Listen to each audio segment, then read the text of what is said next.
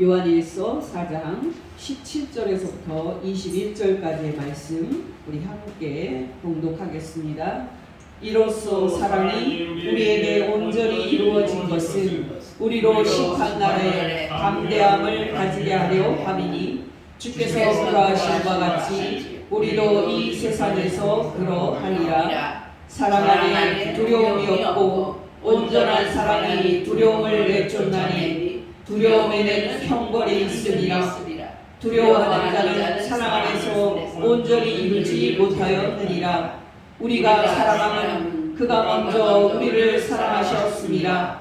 누구든지 하나님을 사랑하더라고 그 형제를 미워하면 이는 거짓말하는 자니 보는 바 그 형제를 사랑하지 아니하는 자는 보지 못하는 바 하나님을 사랑할 수 없느니라. 우리가 이 계명을 주께 받았나니 하나님을 사랑하는 자는 또한 그 형제를 사랑할지니라. 아멘. 네, 여러분, 오늘도 어떤 사람이 건강한 신앙인인지 생각을 해보고자 합니다. 아니, 여러분, 어떤 사람이 진짜 교인인지 생각을 해보려고 합니다. 먼저 여러분, 요한 1서에는 거짓말을 하는 사람들이 여러 번 나옵니다. 오늘 본문 20절입니다.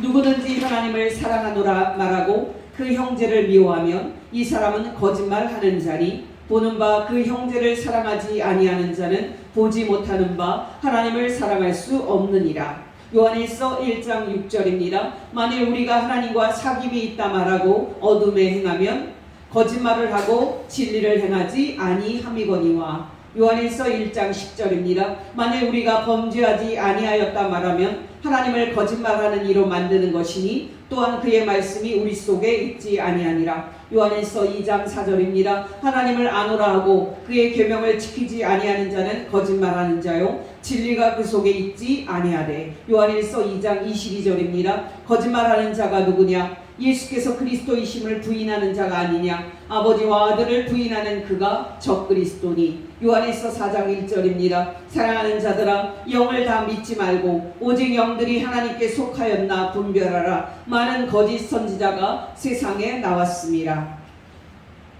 여러분, 여기 거짓말하는 사람들이 누굽니까? 바로 가짜 교인들이고 가짜 목사들입니다. 여러분, 신약 성경 중에서도 요한 1서가 가지고 있는 중요한 점이 무엇인지 아십니까? 바로 어떤 사람이 진짜 교인인지 어떤 사람이 가짜 교인인지 확인할 수 있는 시금석을 제시하는 것이 요한 1서의 중요한 점입니다. 다음, 그거 아십니까? 1997년 IMF 국가부도 사태가 터졌을 때 많은 사람들이 나라에 도움이 되고자 나라에 금을 팔았습니다. 근데 여러분, 그때 금을 팔 때 부수적으로 어떠한 일이 일어나는지 아십니까? 바로 사람들이 그 가지고 있었던 금이 진짜 순금인지 아니면 불순물이 섞인 그런 불량금인지 드러나는 일이 있었습니다. 여러분, 생각해 보십시오. 그동안 자기가 순금을 가지고 있다고 믿었는데 테스트를 해본 결과 불순물이 섞인 불량금으로 밝혀졌을 때 사람들이 얼마나 놀랐겠습니까? 여러분, 금을 테스트하는 일반적인 방법은 시금석과 황산용액을 사용하는 것인데요. 이제 검은 그런 암석인 그 시금석에 금을 묻히고 그리고 황산용액을 부었을 때 금가루가 색이 변하면 그거는 불순물이 들어있는 겁니다. 반대로 금가루가 색이 변하지 않고 그대로 있으면 그게 바로 순금인 겁니다. 여러분, 이 비유를 우리 신앙에 적용을 해 보십시다. 여러분, 우리가 이 세상에서 신앙생활을 할 때 가장 중요한 것은 말할 필요 없이 우리의 신앙이 순금인지 아니면 불순물이 들어있는 불량품인지 확인하는 것일 것입니다. 단도직입적으로 말씀을 드려서 어떤 사람이 진짜 교인입니까? 정말 어떤 사람이 순금 같은 믿음을 가지고 있는 사람입니까? 바로 사랑을 가지고 있는 사람입니다. 더 정확하게 말씀을 드리면 온전한 사랑을 가지고 있는 사람이 진짜 교인입니다. 12절입니다. 어느 때나 하나님을 본 사람이 없으되 만일 우리가 서로 사랑하면 하나님이 우리 안에 거하시고 그의 사랑이 우리 안에 온전히 이루어지느니라. 17절 18절입니다. 이로써 사랑이 우리에게 온전히 이루어진 것은 우리로 심판날에 담대함을 가지게 하려 함이니 주께서 그러하신 것 같이 우리도 이 세상에서 그러하니라. 사랑 안에 두려움이 없고 온전한 사랑이 두려움을 내쫓나니 두려움에는 형벌이 있음이라. 두려워하는 자는 사랑 안에서 온전히 이루지 못하였느니라. 요한일서 2장 5절입니다. 누구든지 그의 말씀을 지키는 자는 하나님의 사랑이 참으로 그 속에서 온전하게 되었나니 이로써 우리가 그의 안에 있는 줄을 아노라. 어떠십니까 여러분? 여러분은 온전한 사랑을 소유하고 있습니까? 여러분은 정말 사랑을 온전히 이루고 있습니까? 여러분은 정말 불순물이 조금도 섞이지 않은 온전한 사랑을 소유하고 있습니까? 우리가 이것을 소유하고 있는지 확인을 해보려면 우리는 세 가지를 점검해 보아야 합니다. 첫째로 여러분이 한 번이라도 하나님의 사랑을 체험한 경험이 있습니까? 만약 있다면 여러분은 온전한 사랑을 소유한 사람입니다. 여러분 기억하시기 바랍니다. 믿음은 하나님이 계시다는 것을 머리로 믿고 하나님에 관한 교리에 지속적으로 동의를 하는 것이 아닙니다. 믿음은 하나님의 아들 예수 그리스도를 통하여 나 같은 죄인을 사랑하시고 구원하셨다는 사실을 체험하는 인격적인 체험입니다. 바로 이런 체험을 했기 때문에 진짜 교인은 하나님과 하나님의 아들 예수 그리스도에 대해서 말할 때 몸이 견조하게 말하는 것이 아닌 감격적으로 하나님의 사랑을 찬송하고 신앙 고백하게 되는 겁니다.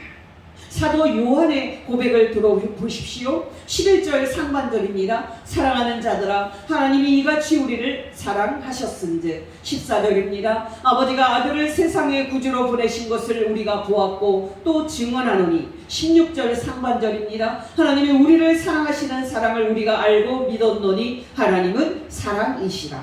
19절 후반절입니다. 하나님이 먼저 우리를 사랑하셨습니다. 어떠십니까 여러분? 여러분도 사도 요한처럼 이렇게 고백할 수 있습니까? 여러분 기억하시기 바랍니다. 여러분이 교회를 얼마나 오래 다녔는지는 중요하지 않습니다. 여러분이 교회에서 어떤 직분을 가지고 있는지도 중요하지 않습니다. 정말 여러분이 교리를 얼마나 많이 알고 있느냐도 중요하지 않습니다. 여러분이 정말 하나님의 사랑을 체험한 적이 있느냐 하는 것이 중요한 겁니다. 여러분이 정말 하나님께서 사랑이심을 인격적으로 체험한 적이 있느냐가 중요한 겁니다. 여러분 누가복음 7장을 보면 예수님은 시몬이라는 이름을 가진 바리새인으로부터 식사 초대를 받고 시몬의 집에 들어갑니다. 근데 여러분 예수께서 바리새인의 집에 앉으셨을 때에 놀라운 일이 생깁니다. 바로 그 동네에서 죄를 많이 지은 것으로 유명한 한 창녀가 예수께서 그 집에 계심을 알고 향유를 담은 그 옥합을 가지고 왔습니다. 이어서 그녀는 예수님의 뒤로 그 발 곁에 서서 펑펑 울면서 예수님의 발을 적셨습니다. 그리고 자기의 머리털로 예수님의 그 발을 닦았습니다. 그리고 나서 그녀는 예수님의 발에 입을 맞추고 향유를 부었습니다. 이 여자가 예수님께 한 일이 얼마나 놀라운 일인지 아십니까?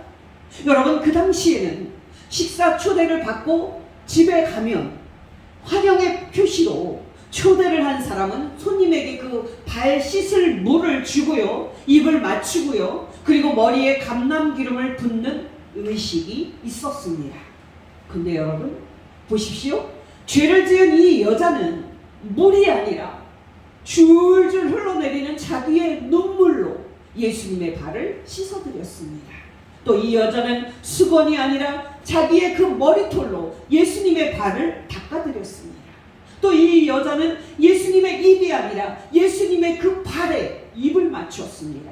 또 이 여자는 일반적인 그런 감람 기름이 아닌 아주 값비싼 향유를 예수님의 발에 부어드렸습니다. 더 놀라운 일이 무엇인지 아십니까? 이 바리새인은 예수님의 식사에 초대를 하기는 했습니다만은 예수님을 환영하지는 않았습니다. 이 바리새인은 일반적인 환영의 의식을 따라서 예수님에게 발 씻을 물조차 주지 않았습니다. 그러나 여러분, 죄를 많이 지은 이 여자는 일반적인 환영의 수준을 넘어도 한참 넘을 정도로 그녀가 할 수 있는 아주 최대한의 감사와 기쁨으로 예수님을 영접했습니다. 누가복음 7장 37절 38절입니다. 그 동네에 죄를 지은 한 여자가 있어 예수께서 바리새인의 집에 앉아 계심을 알고 향유 담은 옥합을 가지고 와서 예수님의 뒤로 그 발 곁에 서서 울며 눈물로 그 발을 적시고 자기 머리털로 닦고 그 발에 입 맞추고 향유를 부으니, 놀랍지 않습니까? 바로 이것이 신앙입니다. 여러분, 교인들 중에는 예수님께로부터 죄 용서함을 받은 체험이 있는지 의문이 될 정도로 마음에 죄 사함을 받은 그런 감격도 없고 눈물도 메말라 있는 성도들이 얼마나 많은지 모릅니다. 왜 죄 지은 이 여자가 이렇게 그녀가 표현할 수 있는 최대한의 감사와 기쁨으로 펑펑 눈물을 흘리면서 예수님을 환영했는지 아십니까? 말할 필요 없이 그녀에게는 예수님께 그녀의 많은 죄를 용서받은 감격이 충만했기 때문입니다. 누가복음 7장 47절에서 50절입니다. 이러므로 내가 내게 말하노니 그녀의 많은 죄가 사하여졌도다. 이는 그녀의 사랑함이 많음이라. 사함을 받은 일이 적은 자는 적게 사랑하느니라. 이에 여자에게 이르시되 내 죄사함을 받았느니라 하시니 함께 있는 자들이 속으로 말하되 이가 누구이기에 죄도 사하는가 하더라. 예수께서 여자에게 이르시되 내 믿음이 너를 구원하였으니 평안히 가라 하시니라. 어떠십니까 여러분? 여러분에게도 이 여자처럼 하나님께 죄 용서함을 받은 체험과 기쁨이 있습니까? 두 번째로 여러분은 하나님과 사귐을 가지고 있습니까? 여러분은 정말 날마다 하나님과 교제를 하고 있습니까? 만약에 그렇다면 여러분은 온전한 사랑을 소유한 사람입니다. 여러분, 하나님은 어디 계십니까? 바로 하늘에 계십니다. 놀랍게도 하나님은 해와 달과 별들이 있는 보이는 하늘 너머에 있는 보이지 않는 하늘에 계십니다. 근데 여러분, 하나님께서 여러분 안에도 계신다는 사실을 알고 있습니까? 정말 하나님께서 여러분 마음속에도 계신다는 사실을 여러분은 알고 있습니까? 믿기 어렵겠지만 여러분, 이것은 사실입니다. 요한일서 4장 12절 상반절입니다. 어느 때나 하나님을 본 사람이 없으되 만일 우리가 서로 사랑하면 하나님이 우리 안에 거하시고, 13절입니다. 그의 성령을 우리에게 주심으로 우리가 하나님 안에 거하고 하나님이 우리 안에 거하시는 줄을 아느니라. 15절 상반절입니다. 누구든지 예수를 하나님의 아들이라 시인하면 하나님이 그의 안에 거하시고, 16절 하반절입니다. 사랑 안에 거하는 자는 하나님 안에 거하고 하나님도 그의 안에 거하느니라. 요한일서 3장 24절입니다. 그의 계명을 지키는 자는 주 안에 거하고 주는 그의 안에 거하시나니 우리에게 주신 성령으로 말미암아 하나님이 우리 안에 거하시는 줄을 우리가 아느니라. 여러분, 눈치채셨습니까? 하늘에 계신 하나님은 지금 성령님으로 저와 여러분의 마음속에 계십니다. 놀라운 사실이 아닐 수 없습니다. 여러분이 알다시피 하나님은 한 분이시지만 삼위로 존재하십니다. 바로 하나님 아버지 하나님이 계시고 아들 신이신 예수 그리스도와 하나님의 영이신 성령 하나님께서 계십니다. 쉽게 말씀을 드리면 하나님은 아버지와 아들과 영으로 존재하시면서 서로 사랑하고 교제하는 공동체적인 존재이십니다. 놀랍게도 하나님의 영께서 저와 여러분의 마음속에 들어와 계시는 놀라운 축복을 우리가 받고 있는 것입니다. 요한일서 3장 24절 하반절입니다. 우리에게 주신 성령으로 말미암아 하나님이 우리 안에 거하시는 줄을 우리가 아느니라. 요한일서 4장 13절입니다. 그의 성령을 우리에게 주심으로 우리가 하나님 안에 거하고 하나님이 우리 안에 거하시는 줄을 아느니라. 근데 여러분, 왜 하나님의 영이 우리 안에 계시는 것이 축복입니까? 바로 하나님의 영을 통해서 우리가 하나님과 사귐을 가질 수 있게 되었기 때문입니다. 정말 놀랍게도 하나님의 영을 통해 우리가 하나님의 아들 예수 그리스도와 사귐을 가질 수 있게 되었기 때문입니다. 요한일서 1장 3절입니다. 우리가 보고 들은 바를 너희에게도 전함은 너희로 우리와 사귐이 있게 하려 함이니 우리의 사귐은 아버지와 그의 아들 예수 그리스도와 더불어 누립니다. 어떠십니까 여러분? 여러분은 여러분 안에 내주하시는 성령 하나님을 통하여 성부 하나님과 성자 하나님 예수 그리스도와 날마다 신령한 사귐과 교제를 갖고 있습니까? 여러분 기억하시기 바랍니다. 우리는 하나님을 그 보는 수준을 넘어서 하나님을 우리 마음속에 모시고 있습니다. 정말 여러분은 날마다 하나님을 만나며 하나님과 친밀한 사귐을 가지고 있습니까? 여러분이 날마다 기도하면서 하나님과 친밀한 사귐을 가지고 있다면 여러분은 진정으로 온전한 사랑을 소유하고 있는 겁니다. 셋째로 여러분은 다른 사람을 여러분의 몸처럼 사랑하고 있습니까? 만약 그렇다면 여러분은 온전한 사랑을 소유하고 있는 사람입니다. 요한일서 4장 12절입니다. 어느 때나 하나님을 본 사람이 없으되 만일 우리가 서로 사랑하면 하나님이 우리 안에 거하시고 하나님의 사랑이 우리 안에 온전히 이루어지느니라. 16절 17절 상반절입니다. 하나님이 우리를 사랑하시는 사랑을 우리가 알고 믿었노니 하나님은 사랑이시라. 사랑 안에 거하는 자는 하나님 안에 거하고 하나님도 그의 안에 거하느니라. 이로써 사랑이 우리에게 온전히 이루어진 것은 어떠십니까 여러분? 여러분은 하나님께 받은 그 사랑을 다른 사람에게 나눠주고 있습니까? 여러분 의외로 성도 중에는 하나님께 받은 그 사랑으로 인해 하나님께 감사하고 하나님을 찬양하는 것은 잘하는데 다른 사람에게 그 사랑을 흘려보내는 것은 잘하지 못하는 분들이 얼마나 많은지 모릅니다. 여러분 비유하자면 우리 그리스도인은 막힌 강물이 아니라 흐르는 강물입니다. 여러분도 알다시피 이제 볼을 만들어서 흐르는 강물을 가두어 버리면요 그 물은 반드시 썩게 되어 있습니다. 여러분께서 알다시피 우리나라 4대 강에 흐르는 강물을 막고 볼을 세웠을 때에 일어난 일이 바로 썩는 현상이었습니다. 어떠십니까 여러분? 여러분은 흐르는 강물입니까? 아니면 썩어있는 강물입니까? 여러분 한국교회 교인들에게 있는 가장 큰 병이 하나 있는데요 그게 뭔지 아십니까? 바로 교회 안에서만 신앙생활하는 병입니다. 기억하시기 바랍니다. 교회 안에서 종교생활을 잘하는 사람이 아닌 사람들을 사랑할 줄 알고 고통당하는 사람들과 함께 마음 아파할 줄 아는 사람이 진짜 교인입니다.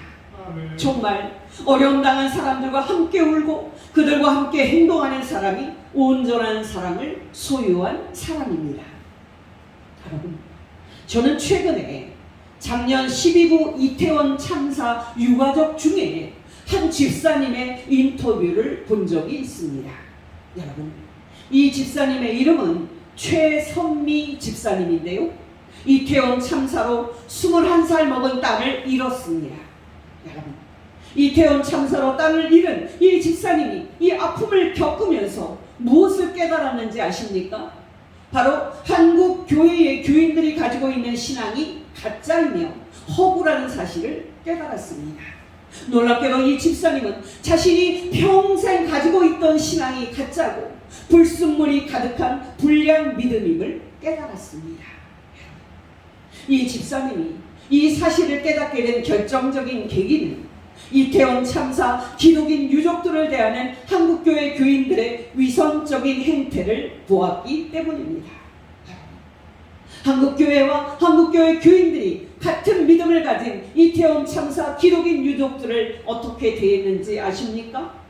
여러분, 놀라지 마시기 바랍니다. 불교나 천주교나 원불교와 같은 그런 종교들은요, 이태원 분향소를 방문을 해서 자녀들을 잃은 유가족들을 위로하고 예배를 드렸습니다. 그러나 한국교회는 한 번도 그 분향소를 방문하지도 않았고 믿음의 형제 자매들을 위로하는 예배를 드리지도 않았습니다. 여러분, 이것도 큰일인데요. 더 큰 일은 뭔지 아십니까? 이태원 참사 기독인 유족들을 대할 때 교인들은 위로의 말을 하는 대신에 상처 주는 말로 그들의 가슴에 비수를 꽂기 바빴습니다. 아니, 왜 아이를 귀신 축제인 할로윈 축제에 보냈어? 오래 슬퍼하면 사탄이 틈타니까 그만 울고 그만 잊어버리자. 하나님이 이 일을 통해서 너에게, 당신에게 더 큰 일을 주시려고 이렇게 어려움을 주시는 거야. 이 일은 하나님의 뜻이고 하나님의 계획이야. 이런 잘못된 말들로 큰 상처를 받은 이 집사님은 자기를 표현해서 한국교회 교인들이 그동안의 믿음을 잘못 알았구나, 내가 그동안의 믿음을 잘못 알았구나 라는 그런 사실을 깨닫게 됩니다. 그러면서 여러분, 이 집사님은 인터뷰 끝에 거기에 간 아이들은 가지 말아야 할 곳에 갔던 죄인으로 모는 그런 프레임을 중단해 줄 것을 요청하면서 국가의 잘못으로 비극적인 죽음을 맞이한 아이들을 위해서 그들과 함께 나라를 향해 분노하고 그들과 함께 행동하는 것이 진정 그리스도인이 실천해야 될 사랑이라고 말했습니다. 그러면서 그 집사님은 한마디 더 했습니다. 한국교회 목사들과 교인들은 낮은 곳을 한 번이라도 쳐다는 보았는지 의문이 든다. 여러분, 어떻게 생각하십니까? 마땅히 하나님의 사랑으로 위로해야 될 그리스도인들이 어려움 당한 믿음의 형제 자매들을 위로하지 못하고 상처를 주는 괴물이 된 현실을 우리는 어떻게 이해를 해야 합니까? 여러분은 어떠십니까? 여러분은 어려움 당한 사람들을 진심으로 위로하고 그들과 함께 아파하고 있습니까? 여러분은 피해자들의 입장에서 생각을 하면서 피해자와 함께 가해자들에게 분노하고 가해자들에게 책임을 요구하고 있습니까? 위로할 줄 모르고 병들어 있는 교인들의 모습뿐만 아니라 가짜 교인들의 모습 속에서 저는 참담한 마음을 느낍니다. 여러분, 누가복음 10장을 보면 예수님의 비유 중에 유명한 비유인 선한 사마리아인의 비유가 나옵니다. 여러분, 이 비유에는 세 명의 주인공이 등장을 하는데요, 바로 제사장과 레위인과 그리고 사마리아 사람이 등장을 합니다. 여러분, 이 세 사람 중에 어떤 사람이 하나님과 사귐을 갖는 진짜 교인일 것 같습니까? 여러분에게 이 질문이 조금 더 생생하게 느껴지도록 다시 말씀을 드립니다. 여러분, 제사장은 오늘날 목사입니다. 레위인은 오늘날 성가대원입니다. 사마리아 사람은 오늘날 교회 밖에 있는 사람입니다. 여러분, 사마리아 사람이 그 당시에 어떤 대우를 받고 있었는지 아십니까? 여러분이 알다시피 사마리아 지역 사람은 예루살렘 성전에 하나님께 예배를 드리고 싶어도 예배 드릴 수 없었습니다. 왜냐하면 유대인들이 사마리아 사람들이 예루살렘 성전에서 예배 드리는 것을 막았기 때문입니다. 그래서 사마리아 사람들은 사마리아 지역에 따로 성전을 만들어서 그곳에서 하나님께 예배를 드렸습니다. 물론 유대인들은 그런 사마리아 사람들을 가짜 교인이라고 믿었습니다. 여러분께 다시 질문 드립니다. 여러분, 목사와 성가대원과 교회를 다니고 싶어도 교회를 다니는 것이 허락되지 않는 사람, 이 세 사람 중에 어떤 사람이 하나님과 사귐을 갖는 사람이라고 생각되십니까? 분명히 여러분은 목사나 성가대원이 하나님과 사귐을 갖고 있는 진짜 교인이라고 대답을 했을 겁니다. 여러분, 누가복음 10장에서 예수님은 제사장과 레위인과 사마리아 사람, 이 세 사람 중에 어떤 사람이 진정으로 하나님을 믿는 사람이며 어떤 사람이 진짜 하나님과 사귐을 갖고 있는 진짜 교인이라고 말했는지 아십니까? 여러분 놀라지 마시기 바랍니다. 여러분의 예상과 달리 제사장과 레위인이 아닌 사마리아 사람이 놀랍게도 하나님을 믿는 진짜 교인이라고 예수님은 말해줬습니다. 놀랍지 않습니까? 제사장이나 레위인, 그러니까 목사나 성가대원이 아닌 사마리아 사람이 진짜 교인이라니 여러분 믿어지십니까? 여러분 이 비유의 내용은 이렇습니다. 어떤 사람이 예루살렘에서 여리고로 내려가다가 강도들을 만납니다. 그리고 어찌나 많이 맞았는지 죽기 직전까지 맞고 길에 버려진 겁니다. 마침 예루살렘 성전에서 제사를 지내고 예배를 인도했던 한 제사장이 그 길로 내려가다가 놀랍게도 이 강도 만난 사람을 보고 그냥 피해서 지나칩니다. 또 여러분 조금 있다가 예루살렘 성전에서 제사할 때 찬양을 했던 한 레위인이 그곳에 도착을 했을 때 역시나 놀랍게도 그 강도 만나서 사경을 헤매고 있던 사람을 보고도 그냥 피해 지나갑니다. 여러분 드디어 한 사마리아 사람이 그곳을 지나갑니다. 놀랍게도 오늘날로 말하면 교회를 다니지도 않고 또 엄밀하게 말하면 교회를 다니고 싶어도 교회에서 받아주지 않아서 교회를 다니지 못하는 사마리아 사람이 놀랍게도 강도 만난 사람을 불쌍히 여기고 도와줍니다. 누가복음 10장 30절에서 37절입니다. 예수께서 대답하여 이르시되 어떤 사람이 예루살렘에서 여리고로 내려가다가 강도를 만나매 강도들이 그 옷을 벗기고 때려 거의 죽은 것을 버리고 갔더라. 마침 한 제사장이 그 길로 내려가다가 그를 보고 피하여 지나가고 또 이와 같이 한 레위인도 그곳에 이르러 그를 보고 피하여 지나가되 어떤 사마리아 사람은 여행하는 중 거기 이르러 그를 보고 불쌍히 여겨 가까이 가서 기름과 포도주를 그 상처에 붓고 싸매고 자기 짐승에 태워 주막으로 데리고 가서 돌보아 주니라. 그 이튿날 그가 주막 주인에게 데나리온 2를 내어주며 이르되 이 사람을 돌보아 주라. 비용이 더 들면 내가 돌아올 때에 갚으리라 하였으니 내 생각에는 이 세 사람 중에 누가 강도 만난 자의 이웃이 되겠느냐. 이르되 자비를 베푼 자니이다. 예수께서 이르시되 가서 너도 이와 같이 하라 하시니라. 놀랍지 않습니까? 여러분 성경은 왜 겉으로 보면 하나님을 믿는 것이 분명한 제사장이나 레위인이 왜 강도만한 이 불쌍한 사람을 보고서도 도와주지 않고 그냥 피해서 지나갔는지 그 이유를 말하지 않습니다. 분명히 제사장이나 레위인이 죽기 직전에 이 사람을 보고서도 피해 지나간 이유가 있었을 것입니다. 그러나 성경은 그 이유를 말하지 않습니다. 여러분 왜 예수님은 이 이야기를 말씀을 하실 때 그 이유를 말하지 않으셨을까요? 제 판단으로는 어떤 고상한 명분과 이유가 있다고 할지라도 강도 만나서 죽기 직전인 그 사람을 보고서 피해 지나가는 행위는 결코 하나님 앞에서 용납될 수 없다는 것일 겁니다. 더 중요한 것은 여러분 제사장이나 레위인이 오늘날로 말하면 목사나 성가대원이 교회에서 예배를 드리고 하나님을 섬기는 것 같았지만 실제로는 다른 사람의 슬픔과 아픔에 공감하지 못하고 마음이 굳어있는 가짜 목사, 가짜 교인이었다는 사실입니다. 여러분, 신약 성경을 보면 예수님은 오늘날의 목사인 율법 박사들과 신실한 교인들로 여겨졌던 바리새인들을 정말 신랄하게 비판하고 책망하십니다.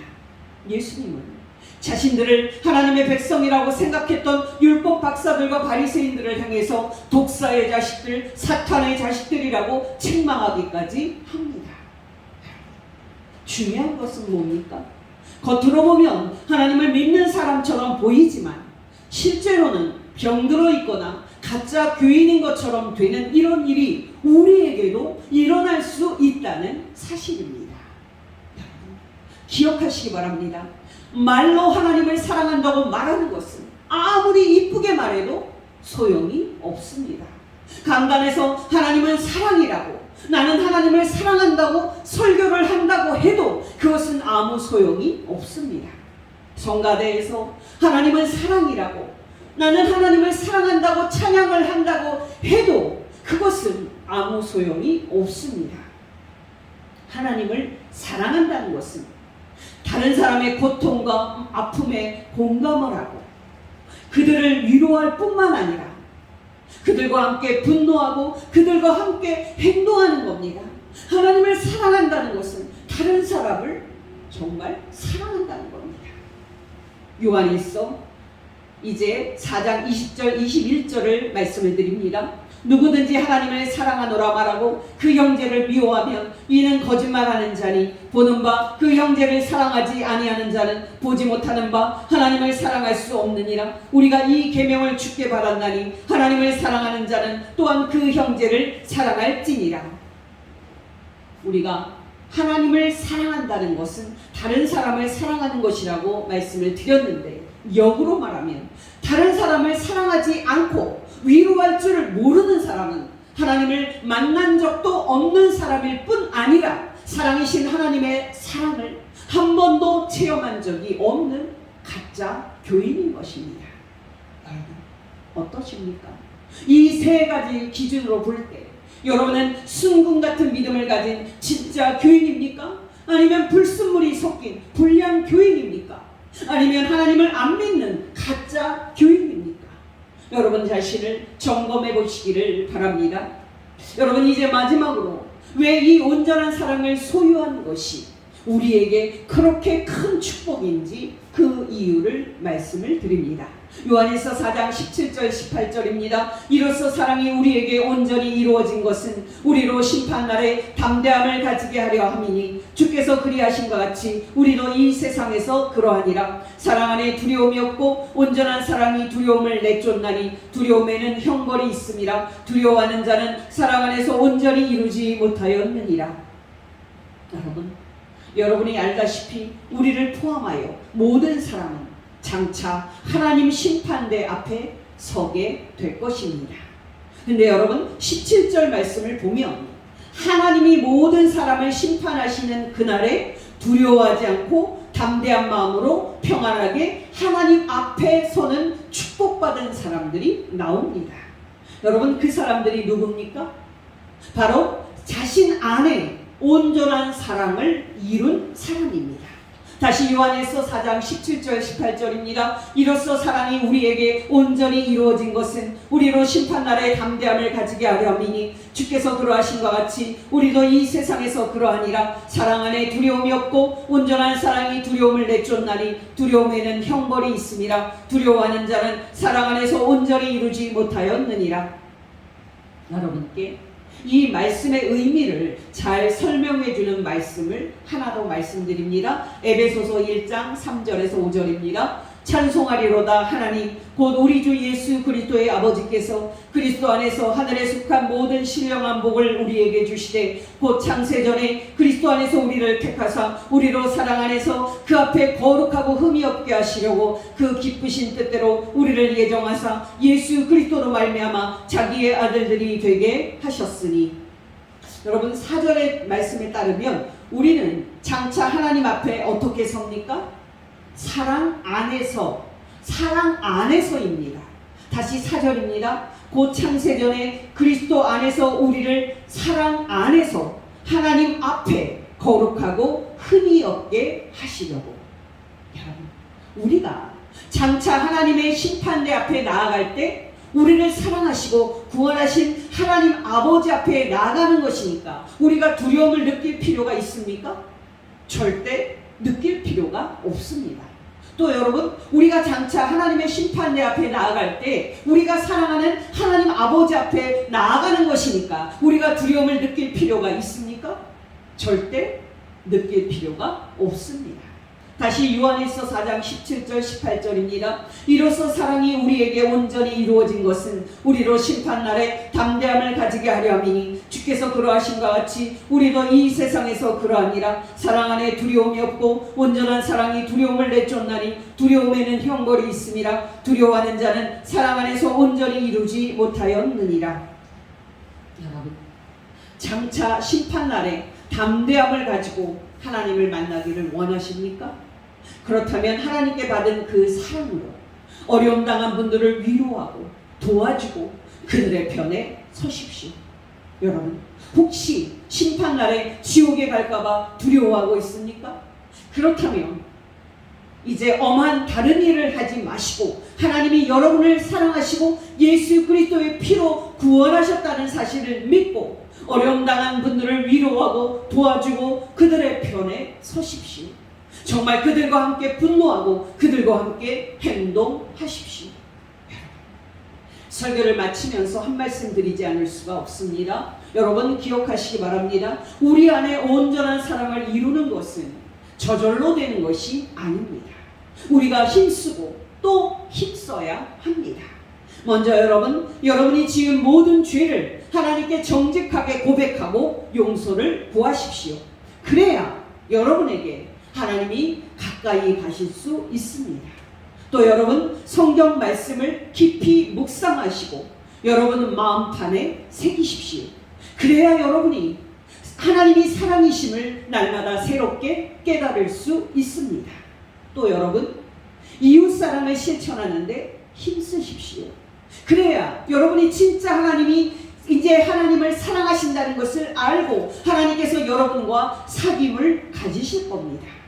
마지막으로 여러분 날마다 기도에 힘쓰십시오. 그래야 여러분의 마음이 굳어지지 않고 부드러워지고 여러분의 마음속에 하나님이 사랑을 부어주실 것입니다.